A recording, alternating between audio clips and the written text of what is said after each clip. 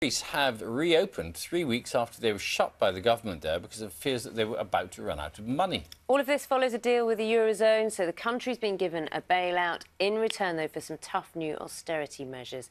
Steph has taken a look at some of those which are going to come into effect today, but the bigger effect is going to be on everyone living in the country. Yes, exactly, because we've seen the queues, haven't we? The pictures of people queuing at cash machines to take out the €60, which was all they were allowed to take out each day, and even some of the cash machines being empty. Well, from today, the banks will be open, so they'll be able to go in to get their money. There's still going to be a control over how much they can take out, so they can take out a lump sum, essentially, of €420 a week.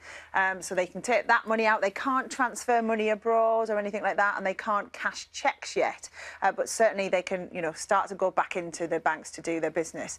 The other thing around this is the reforms you were talking about to do with the bailout deal. So they got this money on the back of they have got to make some changes in the country, and one of which is an increase in the VAT, the value-added tax. So that's the tax that you and I would pay on things that we would buy, for example, restaurant bills, transport, and so that's going up from 13% to 23%, and that inevitably means that people will be paying more for things there, particularly holiday makers who are going there. Anyone going to Greece over the next few weeks, they'll be paying more for their bills. But the euro, of course, has been falling against the pound, so you'll be getting a bit more money from when you're changing over your pounds to your euros as well. So that might make up that difference there a bit. Just need to be very careful budgeting if you're on holiday. Steph, thank you. Time now, 8 minutes past. Really big difference, yeah. We're extremely proud of her. Yeah, couldn't be. Well, that's wonderful. It's a wonderful thing that you did. Thank you. Thank you very much. You do, and you have another daughter, don't you? Yeah, I have Lily, who's 3. Sitting watching. Thank you so very much. Thank you. Liam, thank you. Anthony, thank you. Thank you. It's 17 minutes past 8. Let's catch up with the weather. Here's Carol. Thanks, Billy. Good morning. Well, it's a fairly cloudy start to the day today. We've also got some drizzly rain around. In fact, the forecast for St Andrews has just changed. I'll tell you a bit more about that in a minute. And the reason it's changed is because we've got 2 weather fronts coming our way, being driven by this low pressure, and it's the first one that's caused the change. It's got a bit closer to St Andrews than we thought it would, so currently it's producing a lot of cloud and also some drizzle. But later in the day, as the second weather front comes our way, we'll see some heavier rain moving across Scotland generally. So this is the satellite picture at the moment. There is a lot of cloud around. We do have some breaks here and there, but this cloud is producing some drizzle. So that's what we currently have at St Andrews, a lot of cloud and some drizzle. Through the morning, it should brighten up for a time, but into the afternoon, there is the potential for some rain, and that could be heavy in the second half of the afternoon. So a lot of cloud to start the day. There's a lot of low cloud, coastal fog, and also some mist and hill fog in the southern areas. A lot of dank conditions, whereas in the north, we've got the rain. And close to the English Channel coastline in particular, as we go through the day, we'll hang on to some murky conditions.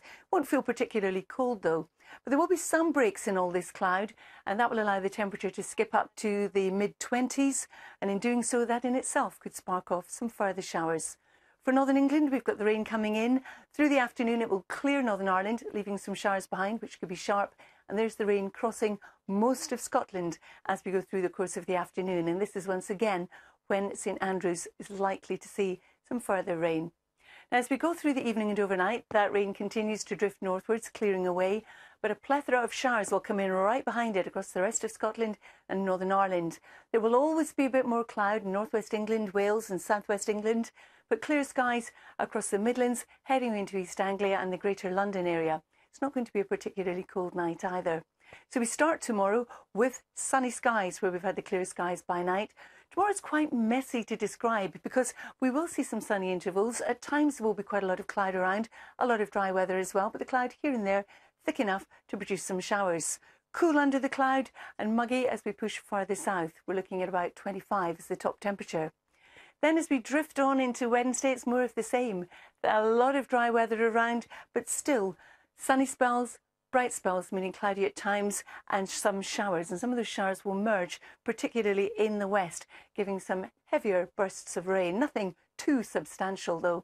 Top temperatures, 23, so the temperature just slipping down by a couple of degrees. And then it's more of the same on Thursday. Still a lot of dry weather around, quite a sunny day for most of the UK, but a lot of showers coming in across the north and west of Scotland. Here it will feel cool, but as we slip further south, although the temperature will be that bit lower, we're still looking at 21 Celsius, which in old money is 70 Fahrenheit. Nugget and Billy. Old money, I like that phrase. Yeah. It's not nearly... I just... Sorry. Are you all right? No, I wasn't. I tell you why. I was just comparing